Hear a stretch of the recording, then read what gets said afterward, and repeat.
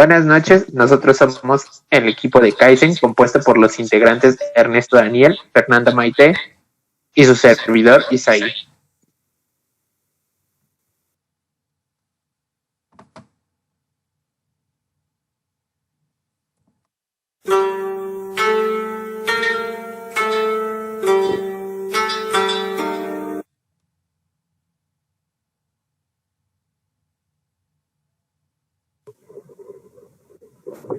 Existe un proverbio japonés que dice: si un hombre no ha sido visto durante 3 días, sus amigos deberán mirarlo bien para ver los cambios que haya sufrido.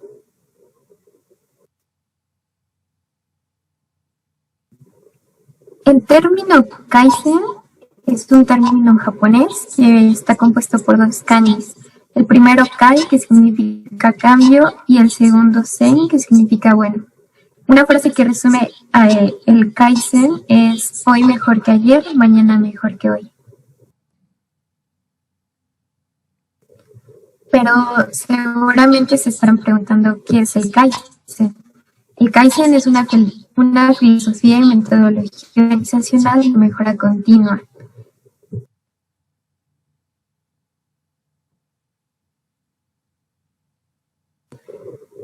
Esta es de acuerdo a un mejoramiento progresivo y todos, tanto gerentes como trabajadores.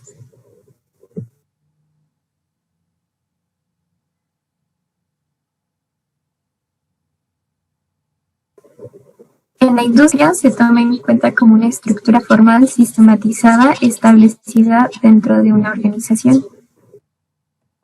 Y a continuación vamos a presentar la historia del Kaizen, o de acuerdo a cómo nosotros logramos organizar todos los sucesos que pasaron para darle forma a este término, empezando desde el principio, el pensamiento japonés, que para entender mejor vamos a visualizar unos videos que son de un canal que se llama Nicoyita Blog, en el cual habla Ernesto y su esposa Yuko, que es japonesa, y nos van a ayudar a entender un poco mejor la percepción del japonés ante el trabajo y ante la mejora continua.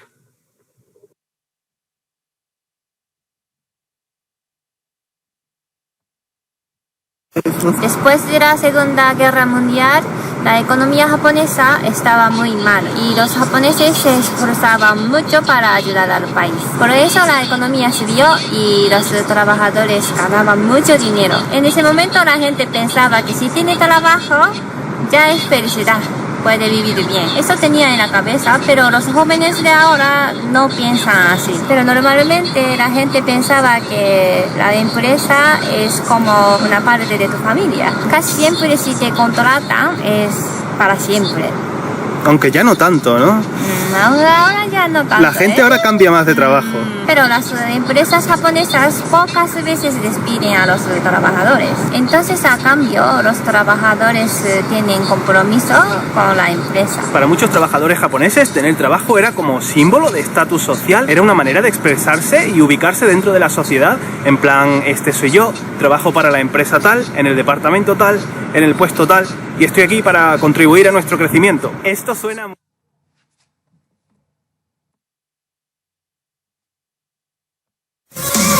Si todos los trabajadores japoneses pensaran así, estaría muy bien. Pero ¿qué pasa si todos prefieren trabajar antes que usar sus vacaciones, menos tú?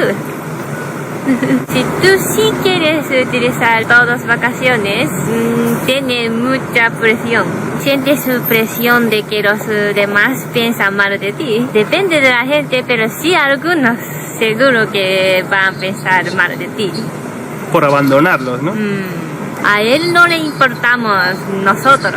¡Qué egoísta! Pueden pensar esas cosas. Y también si pasan muchos días sin trabajar, después da pereza empezar a trabajar otra vez. En Japón tiene una semana de vacaciones. En mayo se llama Golden Week. Entonces después algunos caen en una pequeña depresión, no quiere trabajar. Eso se llama Gogatsubyo.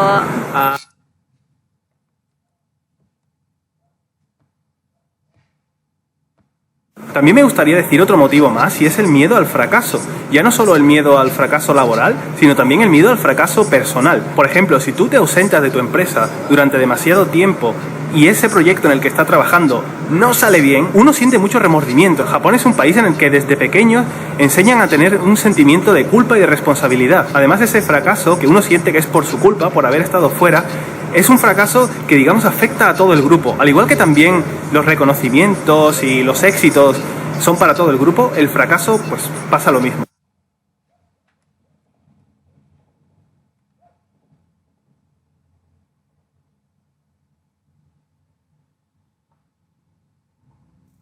Bueno, ahora pasaremos a contar un poco sobre la historia del Kaizen. Para reunir estos conceptos y todas estas etapas del Kaizen, nos basamos en varios libros, los cuales contaban diferentes aspectos de los lugares donde surgieron, pero que al final convergieron todos en Japón. Empezamos en 1900 con el Taylorismo, que inició a principios del siglo XX con Frederick Taylor como un sistema de la organización del trabajo y de los tiempos de ejecución, donde se empezaba a ver unos primeros indicios sobre el mejoramiento de los procesos. Después, en 1908, tenemos el Fordismo, que surge como un Taylorismo mejorado, debido a que las máquinas permitieron que existiera la mecanización y una cadena de producción eficiente. Después, en 1939, en esos momentos, cuando viene la guerra de Estados Unidos, y hasta 1945 existe una deficiencia a las tropas militares de suministros como armas o comida, y no sé, y el gobierno de Estados Unidos no se daba abasto para este fin. Entonces ellos deciden crear un entrenamiento que se llama Training Within Industry, en el cual expertos en la mejora de procesos crean ciertos programas y se los dan a ciertos directivos para que los tiempos mejoren de producción y así pudieran seguir con la guerra.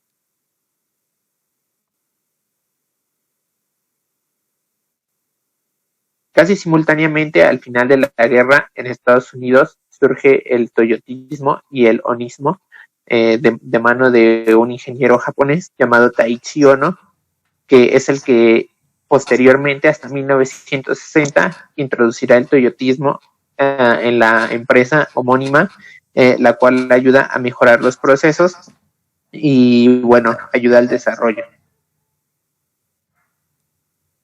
En 1949 surge JUSE, que es la organización japonesa de científicos e ingenieros que se encarga de desarrollar y difundir las ideas del control de calidad en todo el país.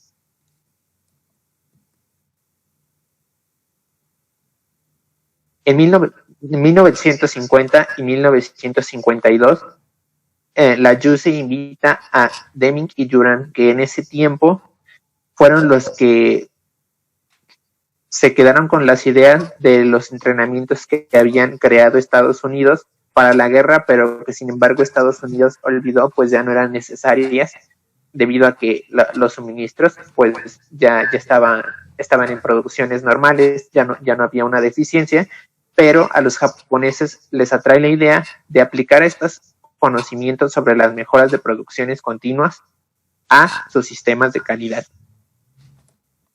Y algunas frases con las que podemos recordar a Deming son las siguientes.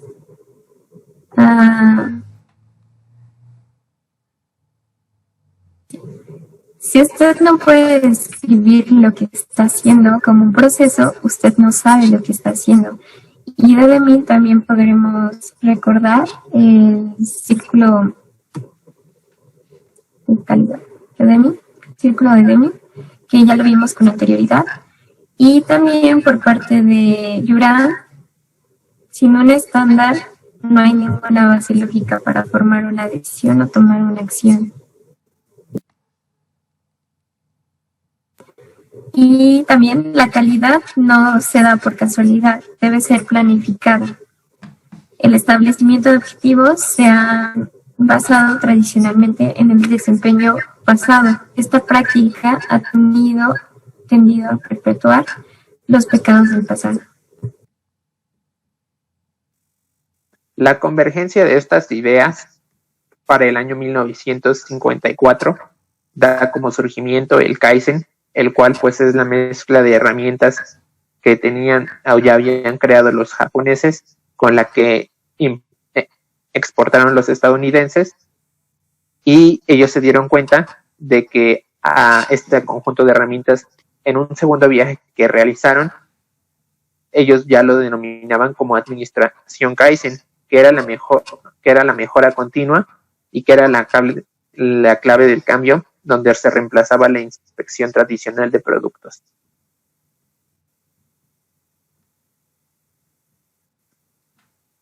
Uno de los pilares importantes para el Kaizen fue Ishikawa, ya que mediante sus herramientas él aportó algunos diagramas, como el diagrama de causa y efecto, y también la idea de los círculos de calidad y cómo estos se pueden llevar a la industria para el control de procesos.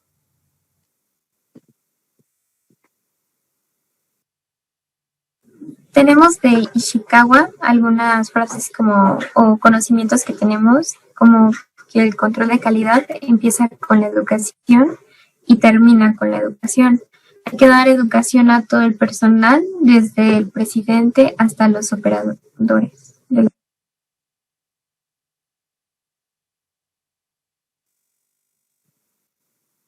Finalmente, en la década de los 80, surge el Kaizen Institute de la mano de Masaki Imai, el cual ayuda a aplicar y seguir a las empresas para que puedan dar un seguimiento, para que puedan a mejorar su rendimiento aplicando estas ideas que ya habían sido bien establecidas en Japón.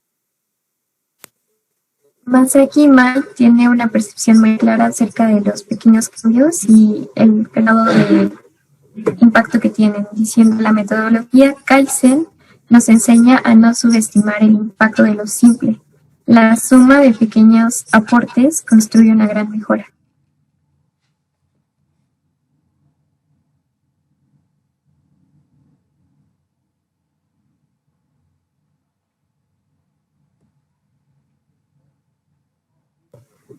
Bueno, y por otra parte tenemos el Kaizen y la administración. El Kaizen en la administración se puede empeñar en dos cosas: el mejoramiento y el mantenimiento. La siguiente, por favor. El mejoramiento se desempeña en mejoras pequeñas, esfuerzos progresivos, y el punto de partida para saber que tienes que mejorar algo es reconocer una necesidad o algún problema. Por otra parte, el mantenimiento es mantener los actuales estándares tecnológicos, administrativos o de operación y supervisar que se lleven a cabo los cambios. En dado caso que no se lleven a cabo, se ponen sanciones.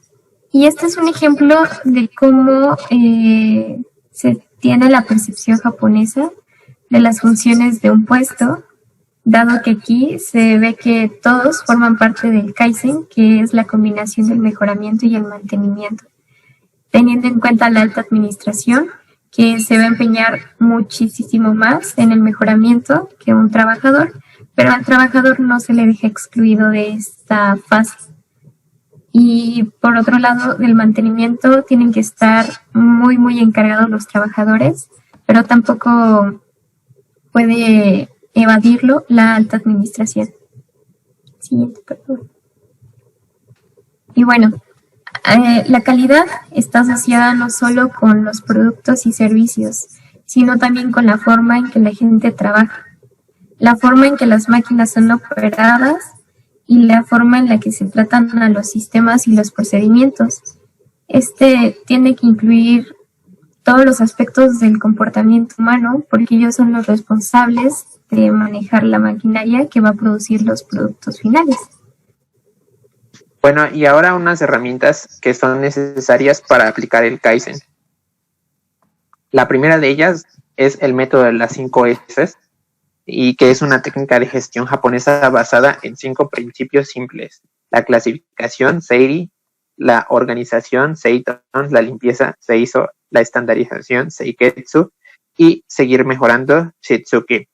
Y la cual nos dice que una mejor organización, gestión óptima gestión óptima de los talleres y de los espacios de trabajo y de los descansos de los colaboradores, pues hará un lugar mejor de trabajo. Y como ejemplo tendríamos esta imagen donde vemos que la organización puede ayudar a mejorar los procesos. El siguiente, Toyota en los años 1960, y donde los lugares de trabajo mejor organizados y más limpios de forma permanente para una mayor productividad toman lugar. La siguiente herramienta es el Just in Time o justo a tiempo.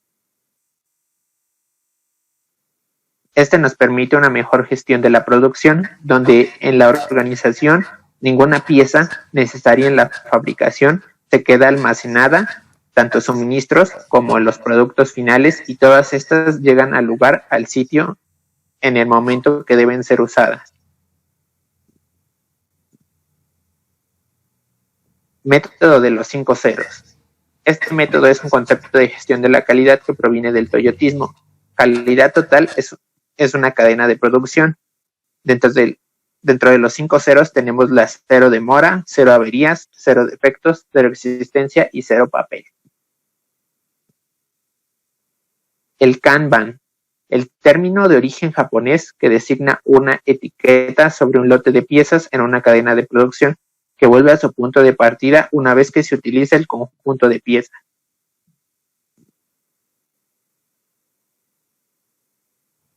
Y finalmente, el ciclo de Deming, el cual pues es similar al ciclo del Kaizen, o hace referencia al ciclo del Kaizen, donde este no se usa una sola vez, sino que una vez terminado el proceso se vuelve a hacer tantas veces como se quiera mejorar.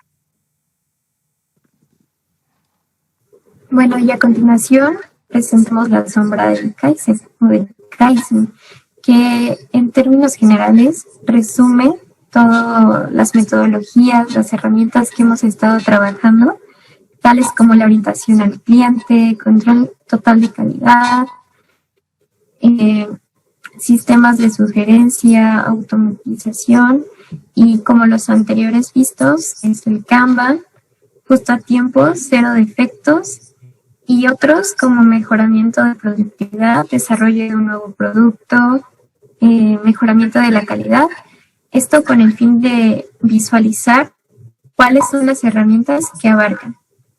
Y por otra parte, los principios fundamentales del Kaizen son el compromiso y la disciplina.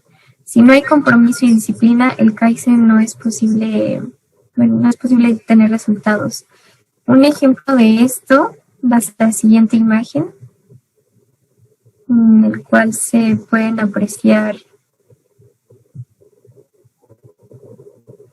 alta administración.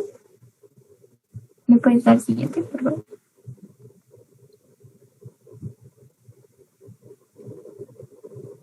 Y bueno, esta decide cómo introducir el Kaizen, ¿no? Proporciona apoyo a la dirección y se proponen las metas, construye la idea del Kaizen y cómo se va a desarrollar en la empresa. La siguiente es la administración media y el staff. Esta va a desplegar y ejecutar las metas del Kaizen. Va a hacer capacitaciones, establecer y mantener los estándares que se van a llevar a cabo, a los que se pretende llegar o mantener, y hacer a los empleados conscientes de este método que se va a estar utilizando. Por otra parte, los supervisores van a usar el Kaizen en roles funcionales. Siguiente, por favor.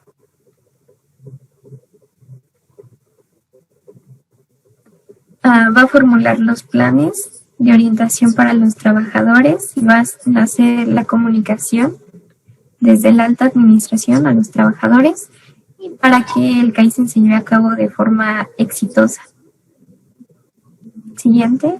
Esta es la parte más importante del Kaizen. Los trabajadores son la parte más fundamental, ya que se dedican a ver las necesidades que tiene la empresa y son los primeros que van a dar opciones de mejoramiento para ampliar algún mecanismo o algún proceso en la empresa.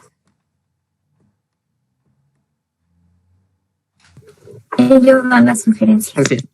Bueno, y ahora veremos un caso de estudio sobre la aplicación del Kaizen. Primero hay que recalcar que para aplicar el Kaizen son 4 etapas sencillas, la cual la primera es el análisis preliminar, la segunda es la elección de los equipos de trabajo y círculos de calidad, la tercera es la aplicación y cálculo de los resultados, y la cuarta finalmente es feedback y repetición del ciclo. Para este caso de estudio, tenemos un restaurante el cual tiene un problema y que quieren detectar. Entonces, siguiendo estas etapas, la primera sería el análisis mediante un diagrama de causa y efecto o de espina de pescado, donde mediante las diferentes ramas podemos ver que esto nos lleva a un problema general, que es la insatisfacción de la clientela y de los trabajadores y un posible empeoramiento. Y esto se debe a que diferentes factores como los fregadores atascados, la falta de aprovisionamiento, falta de espacio para que se estacionen los comensales o la falta de comunicación entre la sala y de cocina son uno de los tantos factores que influyen. Para solucionar esto, en la etapa 2, lo que hacemos es ver cuáles problemas podemos solucionar justo ahora en este ciclo de Kaizen o podemos dejarlos para un siguiente ciclo de Kaizen. Algunos que podemos ver aquí son como el derroche de comida, el difícil provisionamiento, etcétera, y cada uno de ellos vamos a resolverlo con diferentes herramientas de las cuales ya vimos, la mayoría generalmente mediante la organización, como el método de las 5 S, algunos las aplazaremos para posteriores ciclos Kaizen, y algunas con herramientas más sencillas como simplemente etiquetar o alguna cuestión extra. Finalmente, para la etapa 3, lo que hacemos es, una vez que tenemos los problemas que queremos corregir, medimos cuánto es lo que tenemos en cada uno de estos. Por ejemplo, el aprovisionamiento que tarda 3 días, cómo podemos mejorarlo y en cuánto tiempo. La insatisfacción de los empleados, lo podemos medir en porcentaje de los clientes y el tiempo de preparación de los platos. Y pasamos a aplicar lo que sería cada uno de estos. Y al final de un cierto tiempo, que no irá de más allá de un mes, dado que este ciclo se hace súper rápido, llenaremos al final los resultados y vemos qué mejoró y qué no. Y volvemos a repetir el ciclo, uniéndonos ideas con los empleados que forman parte de este ciclo importante.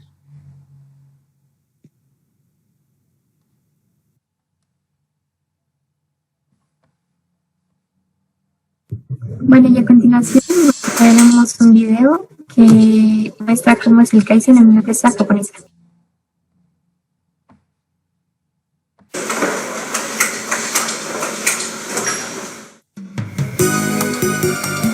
Los visitantes a las fábricas de Japón comentan a menudo el cuidado y el orden con el que están dispuestos los materiales y las herramientas de trabajo. Esta es la clave de la eficiencia. No se desperdicia tiempo buscando herramientas ordenadas de forma neta y cómoda. Y el posicionamiento lógico del material acelera el transporte al lugar de trabajo, aminorando el peligro de choques en la ruta. Estas técnicas para mejorar la eficiencia del trabajo y la seguridad se llaman Kaizen, una palabra japonesa que quiere decir simplemente hacer algo mejor. Nuestros empleados piensan siempre en maneras de mejorar el flujo de trabajo, revisando los procedimientos para dar 2 pasos en vez de 3, o usar 5 segundos en lugar de 10. Son pequeñas mejoras que suman un gran resultado. Esto es Kaizen. El Kaizen empezó en las plantas automovilísticas hace unos 70 años. Los trabajadores que compartían conocimientos para revisar y mejorar los procesos hicieron una gran contribución al rápido crecimiento de Japón. La filosofía del Kaizen quedó firmemente arraigada en la industria japonesa. Veamos el Kaizen en esta fábrica de sándwiches cuyas empleadas son casi todas mujeres. El método antiguo consistía en que cada empleada hacía un proceso a medida que los ingredientes pasaban en una línea, pero el corte del pan tomaba mucho tiempo, interrumpía el flujo y ponía a esperar al siguiente empleado. Estuvimos haciéndolo así durante años y nunca lo vimos como un problema. Cuando identificaron el problema, decidieron dejar el sistema lineal y en adelante un lote de sándwiches era completado por pequeños grupos de empleadas. Después de reorganizar y asignar múltiples procesos a cada empleada, el tiempo requerido cayó radicalmente y la productividad subió. Ahora rara vez tenemos que esperar por los ingredientes. Realmente el trabajo mejoró. Esta fábrica emplea un alto número de trabajadores discapacitados. El método de Kaizen también tuvo resultados aquí. Uno de los principales objetivos del método Kaizen fue hacer que el trabajo de nuestros empleados fuera más fácil y cómodo. Se rediseñaron los recipientes de basura para facilitar su transporte.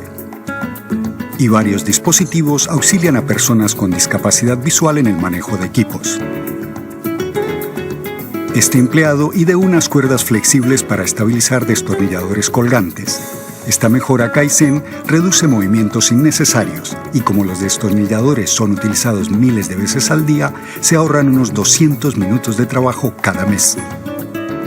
Uno siente que ha logrado algo cuando se le ocurre una nueva técnica como esta. Disfrutamos pensando y colaborando con todos para hacer nuestro trabajo mejor. Repuestos y suministros están dispuestos para que personas con discapacidad visual los puedan usar con facilidad. Por ejemplo, estas cintas están ordenadas por tipo y tienen discos de papel indicando al tacto que solo queda uno. Y el diseño colorido de los discos también es un aviso para las personas videntes.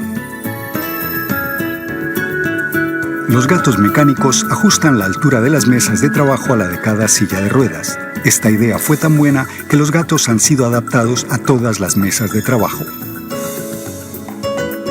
A menudo una idea para facilitar el trabajo a personas con discapacidad lo simplifica para todos,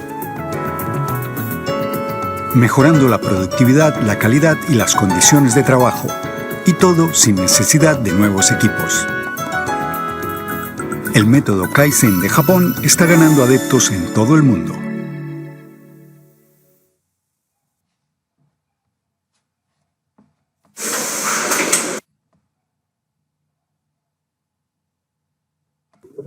Bueno, y ya que vimos el video, generalmente se está pidiendo que resumamos lo que expusimos en una sola frase y Kaizen lo resumiríamos claramente en mejora continua.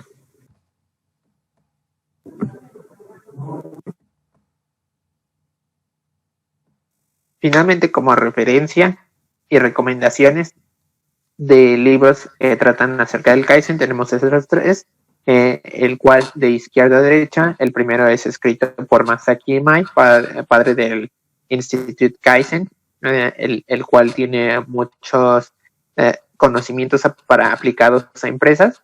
El segundo, o el de en medio, es un poco más aplicado a la vida diaria y puede verse cómo es que podemos aplicar el Kaizen no solo en la empresa, sino en uno mismo, y esto nos puede llevar al hecho de que podemos empezar un nuevo hábito haciendo pequeñas cosas cada día.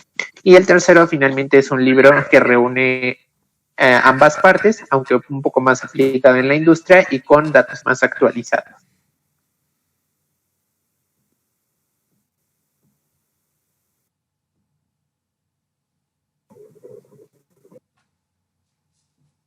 Bueno, ahora para finalizar un poco vamos a hacer una crítica al Kaizen. porque claramente tiene algunos defectos o no va a funcionar para todo. Una de la crítica que se le da al Kaizen es que no resuelve todos los problemas. Perfecciona continuamente, sí, un producto partiendo de lo que ya se ha hecho y modificado no permite inevitablemente corregir todo. Tiene que tener una base sólida.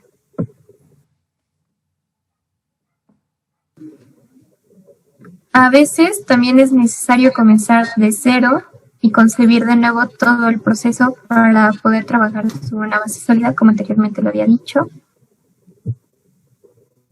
Y el compromiso de los colaboradores es fundamental y tiene que ser natural, lo que explica por qué el concepto es un éxito allí, bueno, en Japón en este caso, es oriental y ofrece mejoras con suavidad.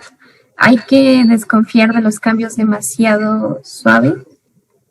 Si una empresa lleva retraso a nivel de los productos o de los servicios que ofrece en relación con sus competidores, las pequeñas mejoras continuas no serán suficientes para recuperar rápidamente las cuotas de mercado.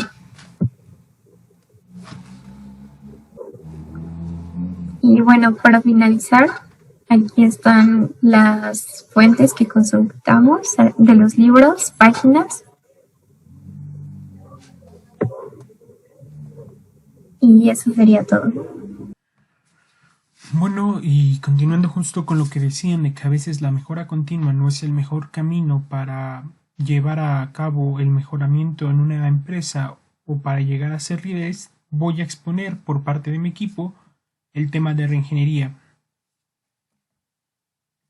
Bueno, antes que nada voy a dar una introducción a lo que es la reingeniería. Y pues reingeniería se puede entender como una forma de gestión distinta a otras, pues su filosofía es diferente y su filosofía consiste en dejar de preguntar en qué se puede mejorar como se hacía en el Kaizen y se empieza a cuestionar si lo que se está haciendo o sobre lo que se está trabajando es lo correcto. Bueno, ahora voy a hablar un poco de historia sobre lo que viene siendo la reingeniería. Lo que pasa es que en la década de 1980 varias empresas dieron un giro radical en el proceso, en cómo realizaban sus procesos y su diseño. Por eso se empieza en 1993 a hablar de reingeniería y se divulgan algunas empresas, empiezan a compartir entre ellas los casos de cómo es que su rediseño tuvo éxito. En 1994, Michael Hammer, que es un personaje importante para esta exposición, junto con Jane Champy, permiten la divulgación masiva y rápida del rediseño en el libro Reingeniería.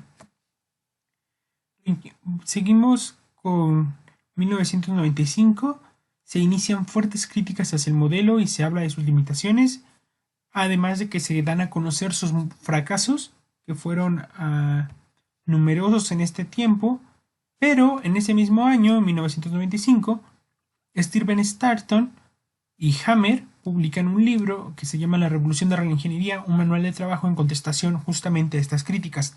También en el mismo año, Champy publica Reingeniería en la Gerencia, cómo modificar el trabajo gerencial para rediseñar el éxito. Un dato curioso, y es que podemos notarlo, que Reingeniería en la Gerencia fue un bestseller de ventas. Bueno, ahora sigue nuestra aventura. En 1996, Thomas E. Davenport publica su libro Innovación en el proceso, Reingeniería por medio de tecnología de la información.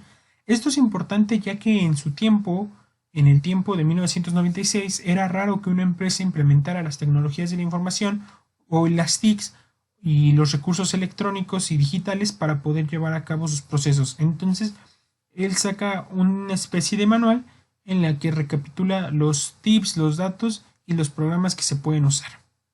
A partir del siglo XXI, el modelo ha tenido mucha fuerza y se popularizó siendo una fuente alternativa para las empresas.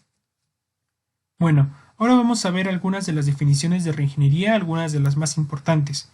Vamos a ver aquí la definición de Raymond Mangeli y Mark Klein. Y dice, reingeniería es el rediseño rápido, radical de los procesos estratégicos de valor agregado y los sistemas las políticas y las estructuras organizacionales que lo sustentan para optimizar los flujos de trabajo y la productividad de una organización. Esto sale en Reingeniería de Handbook. Este libro en español se llama Reingeniería, una guía. Él es Raymond. Bueno, seguimos con la definición de Warren Bennis y de Malcolm Miche. Dice: la reingeniería consiste en reinventar la empresa, desafiando sus doctrinas, sistemas y actividades existentes para desplegar motivaciones, sus recursos humanos y el capital de procesos interfuncionales. La reinvención busca optimizar la posición competitiva de la empresa, su valor para los accionistas y su contribución a la sociedad. Él es Warren Bennis. Bueno, continuamos con la definición según Bjorn Gordon, y dice: reingeniería es comenzar de cero, es un cambio de todo a nada. Además, ordena la empresa alrededor de los procesos. La reingeniería requiere que los procesos fundamentales de los negocios sean observados desde una perspectiva base a la satisfacción del cliente.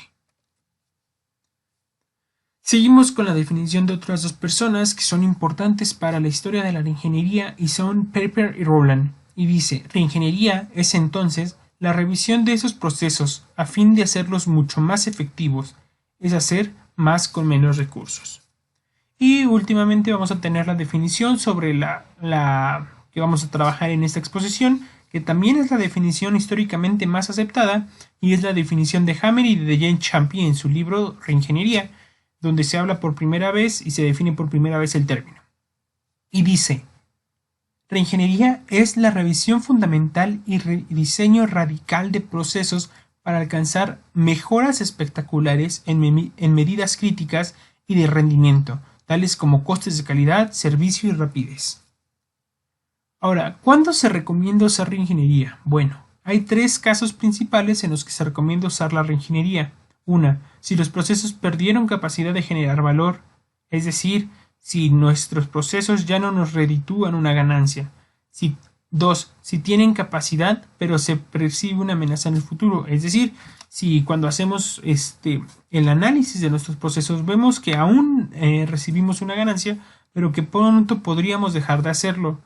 Y tres, si se tiene la capacidad pero se quiere ser líderes de la industria. Esto es muy importante, porque la reingeniería genera líderes del mercado, líderes de industria. Y bueno, así como todo modelo tiene sus ventajas y sus desventajas, aquí es cuando no se recomienda usar reingeniería. Y no se recomienda usar cuando el beneficio no justifica el costo, cuando el líder no está comprometido o está por retirarse. Es necesario el compromiso de la gerencia de los líderes, porque si un líder no está comprometido con la reingeniería, el proyecto va a fracasar inevitablemente.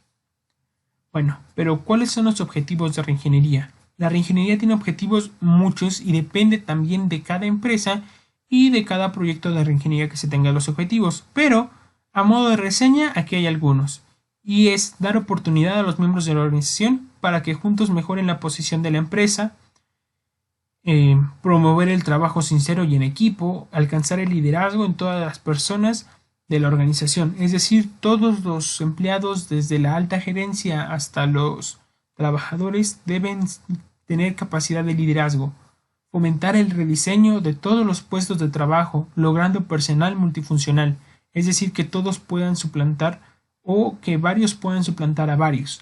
Eliminar radicalmente todo proceso de la planta o administración que no genera valor agregado, y este puede decir que es parte de la esencia de la reingeniería, eliminar procesos y reconstruirlos de la nada. Orientar toda la compañía hacia procesos clave, promover el buen uso de la información, tener estrictamente la gente necesaria para llevar adelante la empresa. No se puede tener más gente de la que no se necesita. ¿Qué factores hay que tomar en cuenta en la reingeniería? Bueno, hay que tomar en cuenta el conocimiento del negocio por el grupo del trabajo. El grupo de trabajo debe tener conocimiento del proceso y la empresa debe tener un conocimiento muy amplio. También debe tomarse en cuenta la investigación, la información del qué, el cuándo, el dónde, el quién y más preguntas que deben realizarse sobre las mejoras del producto. Otros factores a tomar en cuenta son la contribución y el compromiso de los miembros de trabajo. La participación del personal es importante porque el personal conoce su trabajo mejor que nadie. ¿Quién va a conocer mejor el trabajo que quien lo hace? Y justamente porque ellos hacen el trabajo pueden aportar cosas, pueden ser útiles. Cuando un personal se involucra en un proceso de reingeniería, percibe el proyecto como suyo. Y si el personal está involucrado, es menos probable que haya sabotaje, es decir, va a haber una menor resistencia al cambio, aunque esta es una de las principales desventajas de la reingeniería. Hay una resistencia enorme al cambio.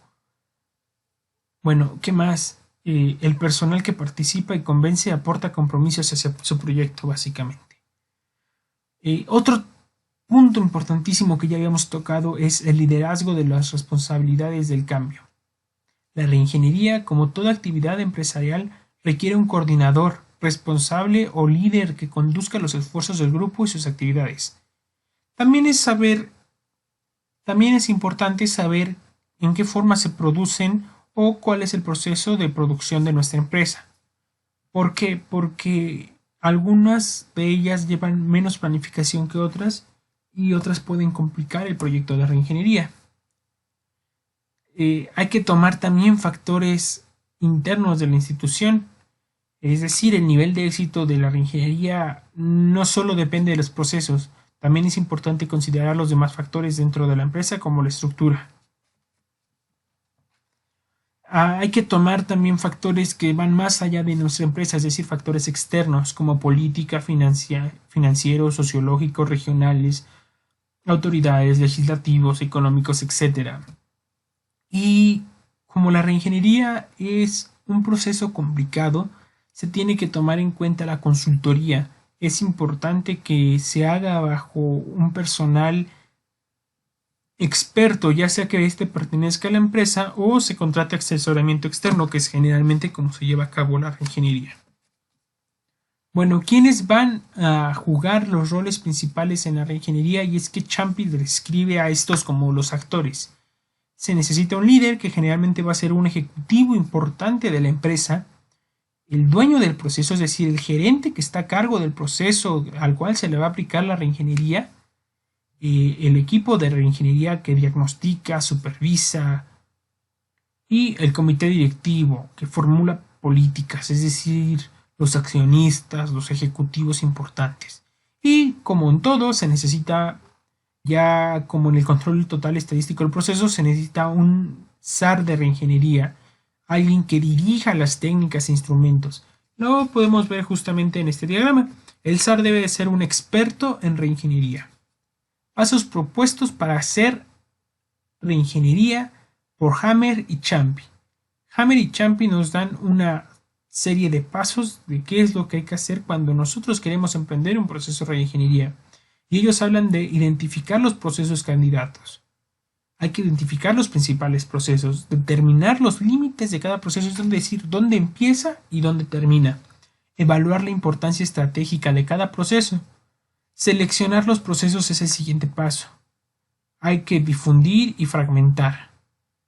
La importancia y el impacto en el cliente. Hay que saber si movemos qué proceso, cuál impacta más o cuál impacta menos al cliente. La factibilidad, es decir, tenemos la técnica apropiada o podemos implementar la técnica apropiada, tenemos los factores económicos y tenemos los factores políticos que nos lo permitan, porque de nada sirve que yo cree un proceso súper útil si la ley me prohíbe usar ciertos o vender ciertos productos. El siguiente paso es comprender los procesos actuales y el rediseño. Para esto vamos a hablar un poco más a fondo. Y tenemos cómo entender los procesos actuales según Hammer y Ciampi. Dice, conocer ciertos aspectos de los procesos, pero ¿qué hay que conocer? Hay que conocer qué es lo que se fabrica, cómo se hace, si se hace de manera cuantitativa, si se hace bien, si se hace mal, si cumple con los aspectos o no cumple. Y las cuestiones críticas que gobiernan el desempeño de un proceso es saber cuáles son los puntos clave.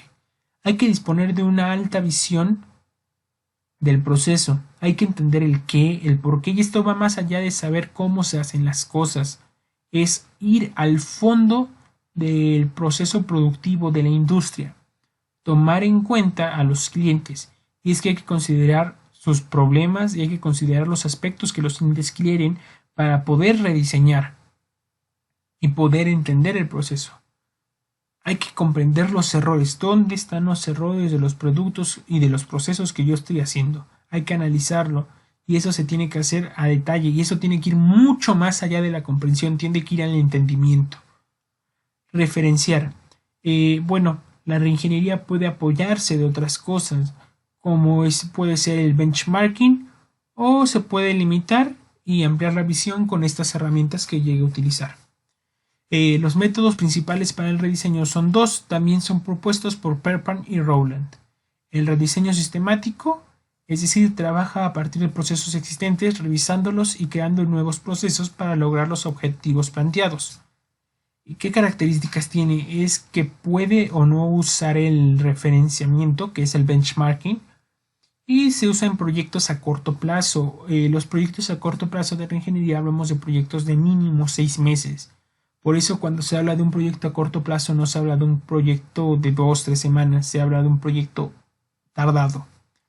Y es incremental, y esta es una desventaja, ya que el proceso de reingeniería podría llegar a degenerarse en Kaizen. Y tenemos por fin un método que es 100% reingeniería, que es el método de la hoja en blanco. Volver a pensar la forma en cómo se ofrece el producto o servicio y rediseñar nuevos procesos a partir de cero, de nada. Sus características es que es mucho más radical, pero genera una mayor resistencia al cambio. Bueno, ¿cuáles son las reglas para el rediseño?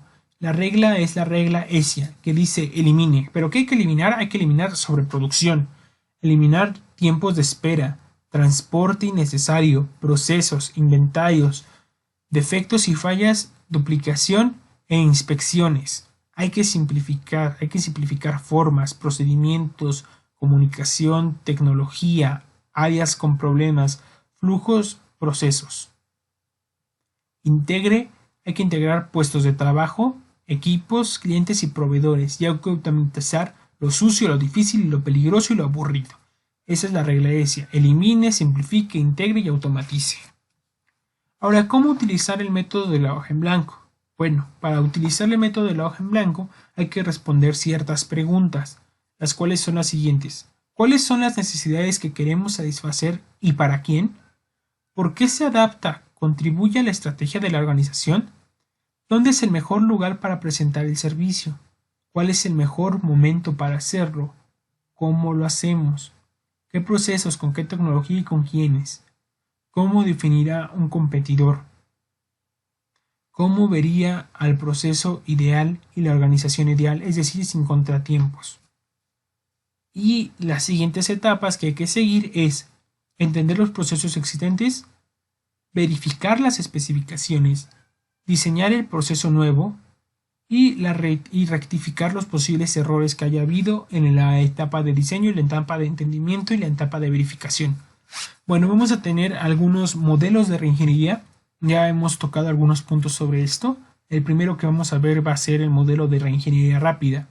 ¿Cuáles son los pasos para implementar un modelo de reingeniería rápida? Es preparación, identificación del problema y del proceso.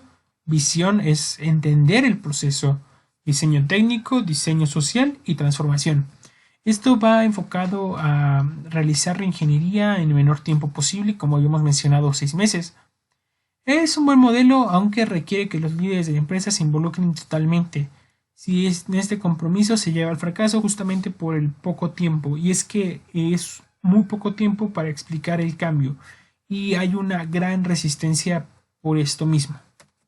Bueno, el segundo modelo que presentamos es el modelo americano, que es quizá el más popular. Sus pasos son la revisión de lo fundamental, el rediseño radical, las mejoras espectaculares, que es muy importante en la reingeniería, el rendimiento, costes y servicios y alianzas estratégicas. Esto es un proceso de reingeniería, un modelo enfocado meramente a los procesos, es decir, descuida al factor humano. Y bueno, esto puede jugar un factor clave en algunas organizaciones. Es bueno ya que permite el posicionamiento rápido de la organización en una clase de estándares mundiales, lo convierte inmediatamente en un líder de industria si el proceso de reingeniería se hace adecuadamente.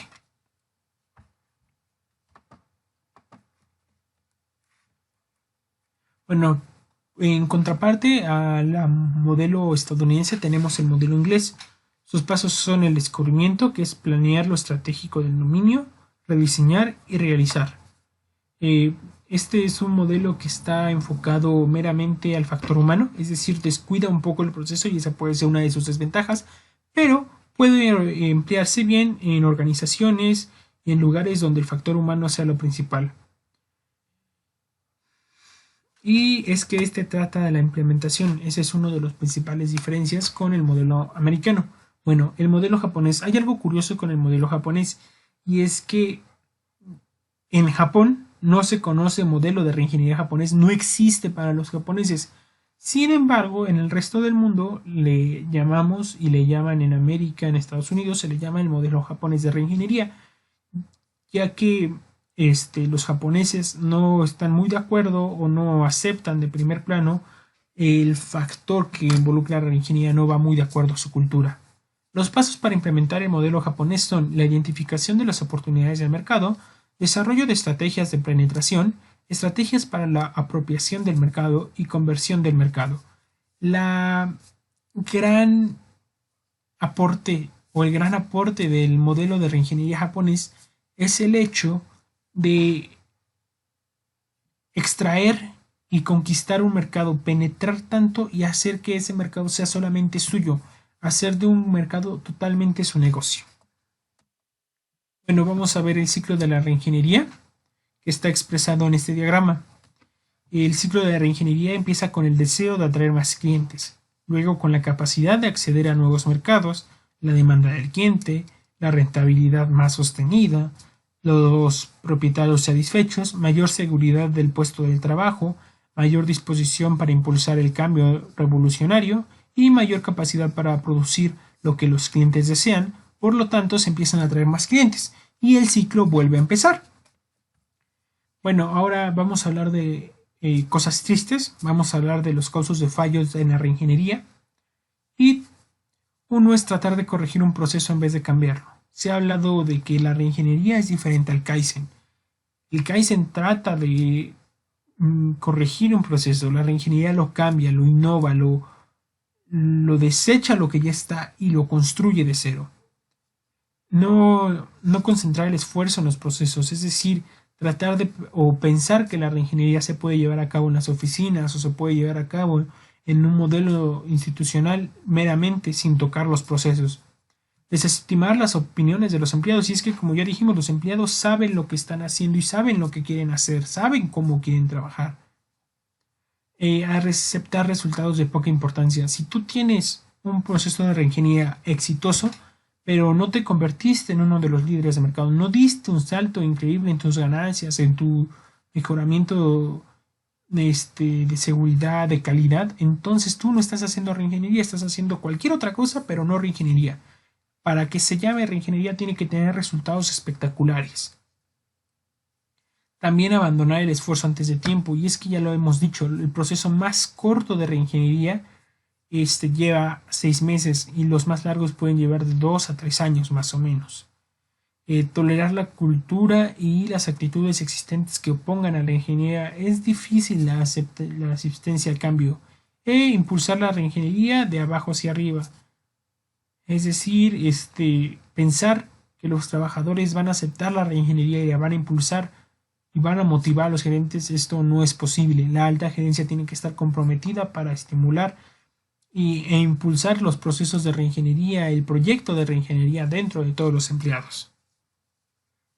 Bueno, causas de fallo de la reingeniería también es diluir los proyectos de reingeniería en el resto de las actividades de la empresa, encarar un gran número de proyectos simultáneamente, insistir en rediseñar ante el inminente retiro del ejecutivo máximo, confundir reingeniería con programas de mejora, concentrarse exclusivamente en el rediseño, en el retenimiento de la implementación, querer complacer a todo mundo, y es que son cosas que no pueden hacerse. si se quiere llevar a cabo un proceso de reingeniería exitoso. También tenemos que no suponer las resistencias y prolongar demasiado el desarrollo de los proyectos. El proyecto de reingeniería sí es tardado, pero no se puede tardar más de lo que se planificó.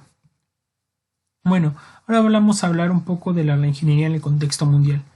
Pues en Estados Unidos la reingeniería ha tenido una aceptación y una evolución espectacular. Ha sido un modelo acogido por la industria estadounidense que los ha llevado a posicionarse como líderes del mercado en todo el mundo, pero la situación es igual en el mundo. Vamos a ver en Japón, por ejemplo, que es uno de los países importantes para los proyectos o para los modelos de calidad y los modelos empresariales, los modelos de gestión. Pues en Japón tienen muy arraigada su cultura y la reingeniería no es algo que vaya con su filosofía. Por lo tanto, el modelo de reingeniería ha incrementado poco a poco, pero siempre ha habido una resistencia a este tipo de modelos. En el contexto mundial, ahora vamos a ver en Europa. En Europa ha habido algunos factores críticos para que la reingeniería no tenga el impulso que se espera. Y es que la desinformación, la resistencia al cambio y las estafas de los consultores. Les decía que los consultores juegan un papel importantísimo. Y en Europa se ha llevado a cabo procesos que venden procesos de reingeniería como a precios exorbitantes, pero en verdad les dan procesos de Kaizen, de mejora continua, de mejoramiento.